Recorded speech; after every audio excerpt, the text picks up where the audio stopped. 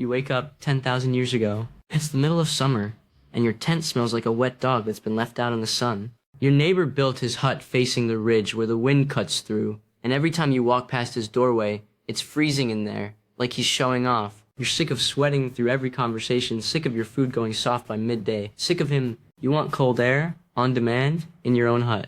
You don't care how. You notice the wind hits harder where his hut is angled, so you angle yours the same way. Marginal improvement. Splash water on the hide hanging in his doorway though, and the air coming through it turns noticeably colder than the air coming through yours. So you soak your own hide, hang it up, and stand there, feeling smug, for about an hour, until it dries out, and you're back to sweating. Wet cloth in the wind works, but only while it's wet, and only while there's wind. You want cold that doesn't depend on the weather being polite. Someone passing through trades you a chunk of packed snow, hauled down from higher ground. You hold it against your neck. Genuinely incredible. Also gone in 20 minutes, and now you owe someone a favor for a rock of frozen water. Cold on demand is turning out to be expensive and short-lived. You start experimenting. You pack salt into the leftover snow, mostly to see what happens, and the mixture gets colder than the snow ever was on its own, cold enough to freeze water sitting next to it that the snow alone couldn't touch. This feels like the breakthrough.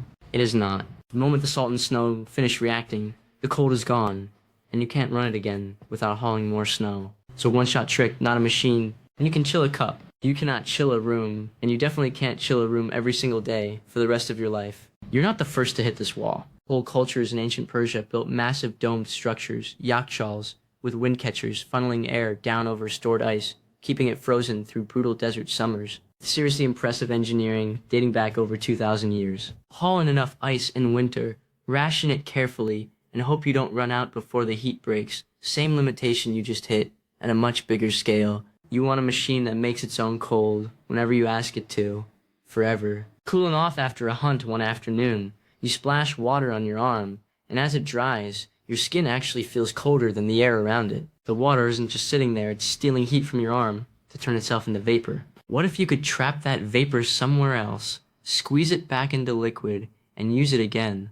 A loop. Steal the heat here, dump it there, reset, repeat. You, being the genius you are, don't even blink. Water itself is a bad choice. It barely evaporates at normal temperatures, so the stealing heat part is too slow to feel. You try other liquids. One catches fire near your cooking flame and nearly takes your hut down with it. Another comes from a fermenting waste pit and clears the room in the worst possible way. Eventually you land on something that evaporates fast, cold and violently at ordinary temperatures, and when you deliberately squeeze it back into liquid, it dumps a rush of heat right back out. A chemist a long way from you already proved this exact trick decades before you'd ever think to try it. Compress a gas, let it liquefy, then let it evaporate again, and you get real, repeatable, artificial cold. Michael Faraday, 1823. Now you need a way to actually do the squeezing, a sealed pump that compresses your gas, forces it through a loop, and never lets it leak out into the air where it's useless. Your first seals are wax. They crack. Your second seals are leather. They sweat gas within a day. You finally get airtight joints by hammering thin copper into tubing and sealing every seam by melting metal directly into the gap. No wax, no leather, no gaps left for anything to escape through. The pump itself, you crank by hand, and it works right up until your arm gives out 4 hours into the hottest part of the day, which is exactly when you need it most. A cooling machine that only runs while someone is miserable and cranking it is not a solution.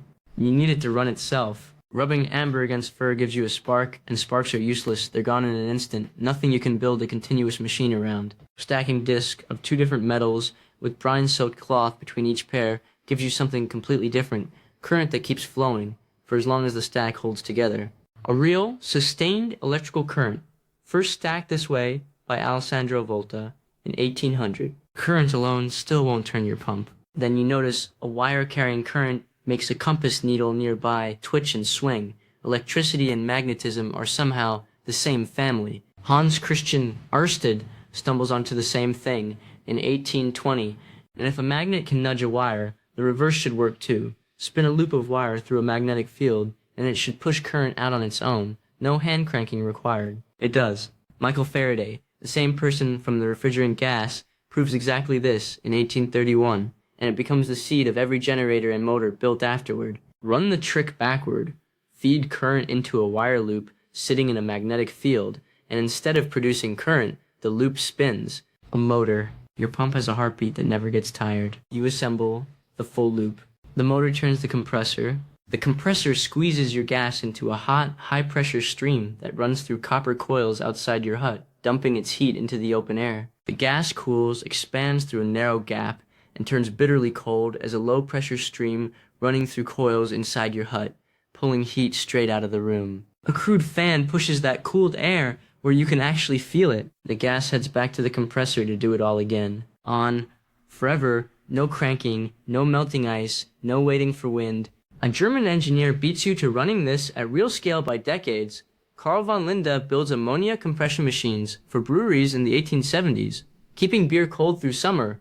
Industrial-sized versions of the exact loop you just built by hand. And the very first machine anyone calls air conditioning, built in 1902 by Willis Carrier, isn't for cooling people at all. It's installed in a Brooklyn printing plant to control humidity because damp air was warping the paper and smearing the ink. Comfort is an afterthought bolted onto a humidity fix. Not long after, a chemist named Thomas Midgley Jr. swaps out the dangerous ammonia and sulfur dioxide gases for something that won't poison or explode on you, and cooling machines finally stop being a small hazard sitting in the corner of every basement. Your hut is cold, on demand, every single day. Now watch what everyone does with it. The chief hears about the cold room before you've even finished sealing the last coil, and by sundown he's declared that every war council and every tax dispute will now happen inside it, whether the topic needs urgency or not. Arguments that used to end in 10 sweaty minutes now stretch for hours, because nobody wants to be the one who leaves the cold room first. A man named Grack fixes the rattling compressor once, purely by accident,